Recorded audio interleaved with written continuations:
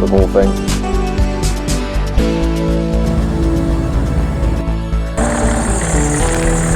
Hi guys, Rick here, everyone's waiting. Welcome back to another video. So today we are doing the E61 today. We've got an update on the video on that. A few things have taken a turn for the worst on it, unfortunately. Funny enough, just as we fixed the Range Rover, its kind of last voyage was picking up the kids from school. So we were driving her down just a single carriageway A road. I heard this terrible noise. It was like a proper, like, deep exhaust noise. I thought, right, here we go. And anyway, nursed her back home, got the kids. It sounded like a bit of a tank. I had a look under the bonnet and couldn't really see much.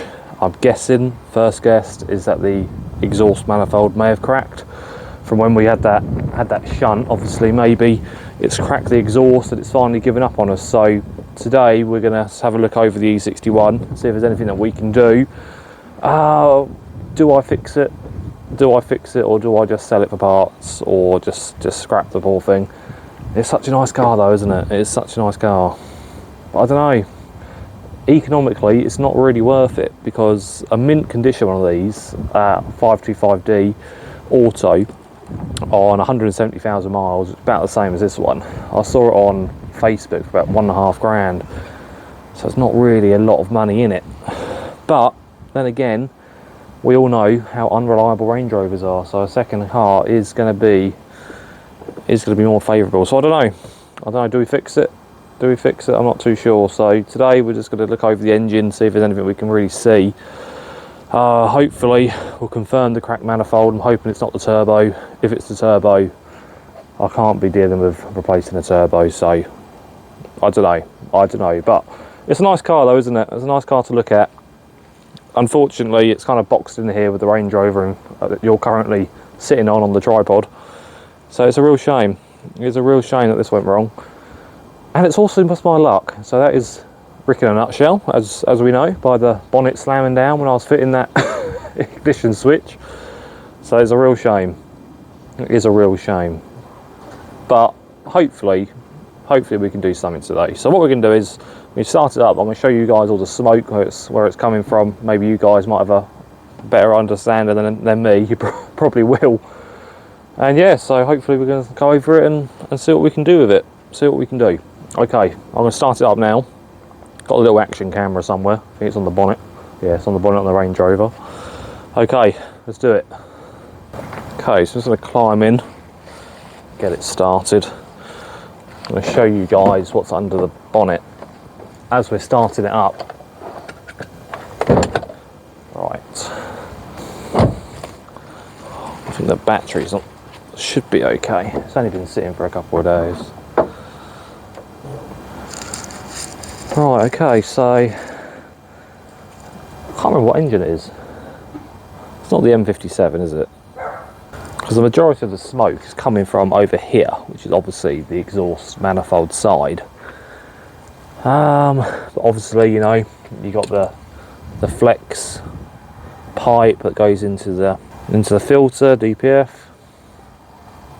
I don't know, it's very, very sooty under here as well. Very sooty. I'll get the action camera and show you. There is a lot of soot down there, all along here and over here.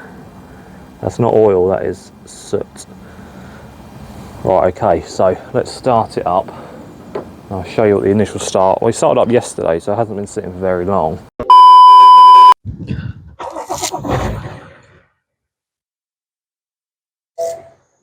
The smoke straight away.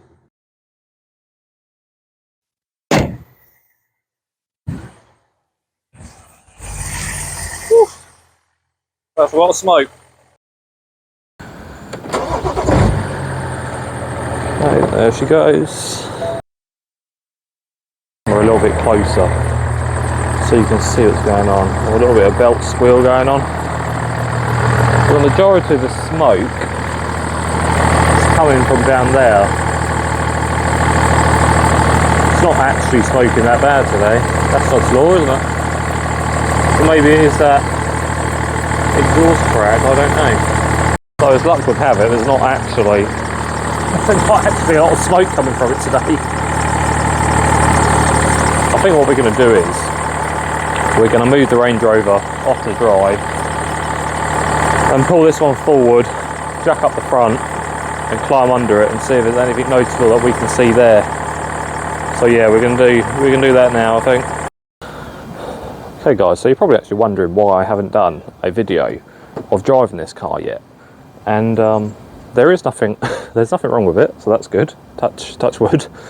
The reason is that little action camera that I've got, this one, although it's an absolute bargain at 20 quid from B&M, it's not very good at car shots in an ambient environment such as the side of the road. So we ordered another action camera from eBay this time, a 4K one, which is not really 4K, but the quality of it's a lot better.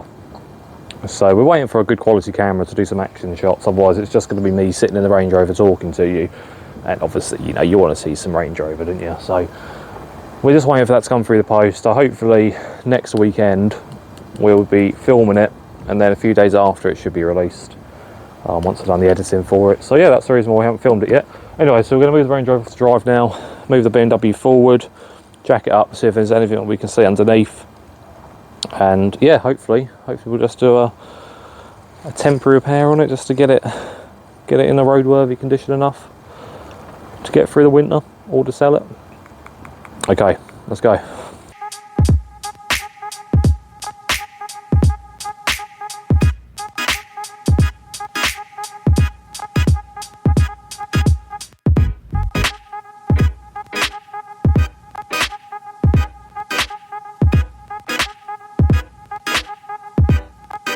As you can see, it's a lot of fun getting off a drive that was built for a 1990s Fiesta. There we go, we can't complain too much. Right, we're going to move the BMW forward and yeah, jack it up. Okay.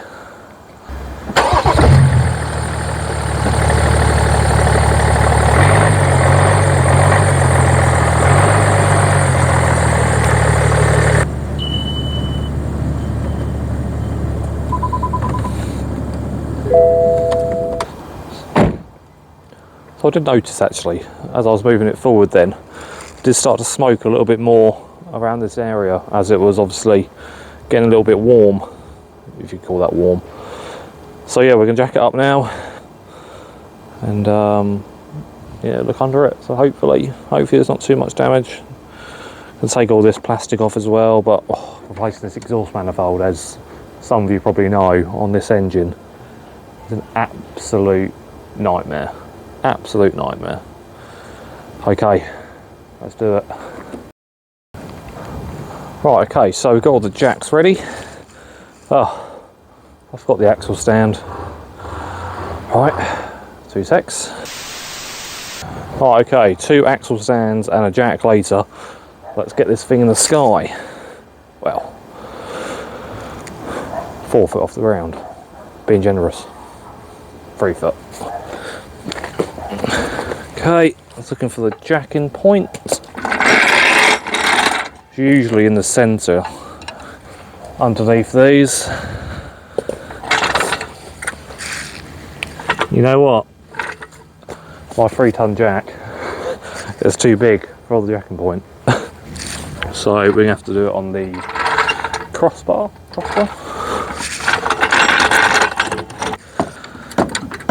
There she goes. Okay, cue the montage.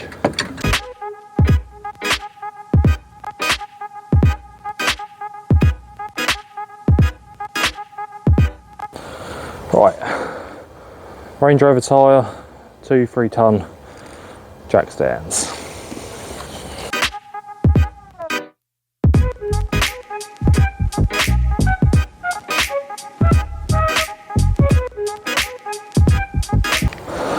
Okay, drop her down a little bit. Still gonna have this jack tensed up for obvious reasons, guys. Just noticed my jack wheel's fallen off. Yep, sure enough. This is why, prime example, why you do not rely on just a jack. If that slipped when I was under the car. Whew.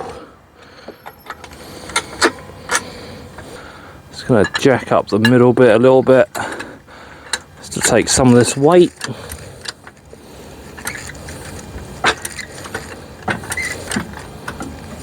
Okay, so that's got the weight. Right, now the real fun begins. Let's go under, see what's going on. Right, okay. Got the cardboard, got the actual stands, Range Rover wheel, action camera. We're going to turn it on and go under it. I need to go and get a torch out of the Range Rover quickly, otherwise we're not going to be able to see anything. I'm going to leave the main camera perched up over there, and I will switch over to the actual camera on the screen so you see what's going on. I'm not too sure if we're going to be seeing anything under there, to be honest with you, but you never know. So let's just go and get the torch quickly. Right, okay, let's turn on the BMW.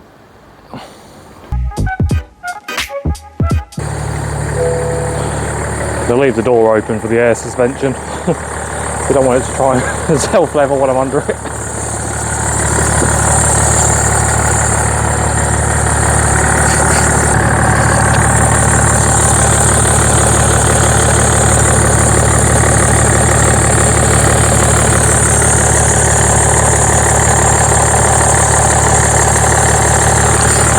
Can't really see anything obvious, if I'm honest.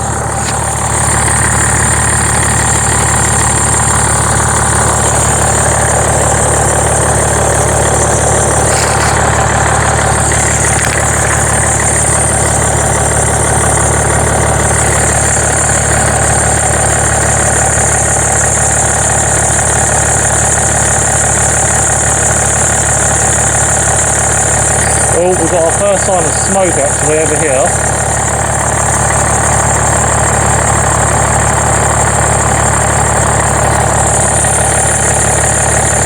think we might have to take off that guard, you know. Right, let's kill it. Actually, before we kill it, let's just have a good deep look down here and see if we can actually see anything that we've missed. Starting to smoke up a lot around this area here. That smells like exhaust smoke, it doesn't smell like oil.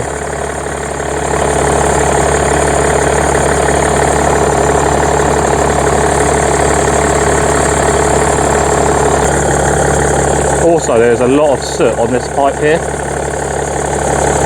which obviously leads into the exhaust manifold. Really difficult to see in there, it's so tight. Right, I mean this is pointless, shining a little light in there. Okay, I'm going to kill it. Right, okay. Diagnosis. From what I can see, and from what my friend Dan Hudson has said, if exhaust gases are coming from the front of the engine, usually means that the exhaust manifold's got a crack in it. So, I trust Dan completely with these cars, so we're going to say, yeah, I think the exhaust manifold has got a crack in it, or one of the gaskets have failed. Can they fail on an exhaust manifold? I don't know. I don't think so. Maybe, I don't know. Anyway, I think the exhaust manifold is going to need to be replaced. I think you can pick one up on eBay second hand for about 60 quid. It's whether or not do I want to do it, or do I just want to sell it for parts money at what, 800 quid? I don't know, guys. I don't know. What do you think? What do you think? I'm really not too sure. I like the car. I do like the car. But can I really be bothered to do it? Oh, I don't know. I'm not too sure. I'm not too sure. So, yeah, let us know. Let us know what you think. So yeah, there we go, guys. There we go. So we think it's the exhaust manifold. So just to go over the faults of the car, exhaust manifold. I think the judder, when you go over 50, had a rethink about this and consulted my friend Dan. We think it might be the drive shaft that needs to be replaced, which isn't obviously a big deal, but the exhaust will have to come off, which ties in with the exhaust manifold. So we might as well do that at the same time if I'm going to do it, or if you're going to do it, whoever the new buyer is. So, and that's it. We're sorting out the iDrive. The new iDrive controller came today, so we're going to get that all sorted out. I'll probably just leave the part in the car for the next person to do it, or if I'm keeping it, obviously I'll do it. So yeah, them 3 faults. So iDrive controller, exhaust, manifold, and the drive shaft, and that's it. Oh, obviously, you know, a little crack bumper there. But that is it. So other than that, you know, it's definitely a fixable car. It's whether or not I want to put the time in and fix it. I don't know. Very unsure, very unsure. But yeah, so that was today's video, guys. The next video I upload is going to be us taking that Range Rover out. We're going to do some good shots of that. We're just waiting for the new and improved action camera to turn up. Do some proper shots of that. I might buy a drone. Depends if Mrs. Automotive lets me. Because a drone would be the one, wouldn't it? Seeing that Range Rover driving. Oh. Okay, right. So yes, guys, thank you for watching. If you do like my videos, please subscribe, like, and share. If you want to share my findings on this BMW, please share. Okay, guys, so take care, and see you next time. Bye.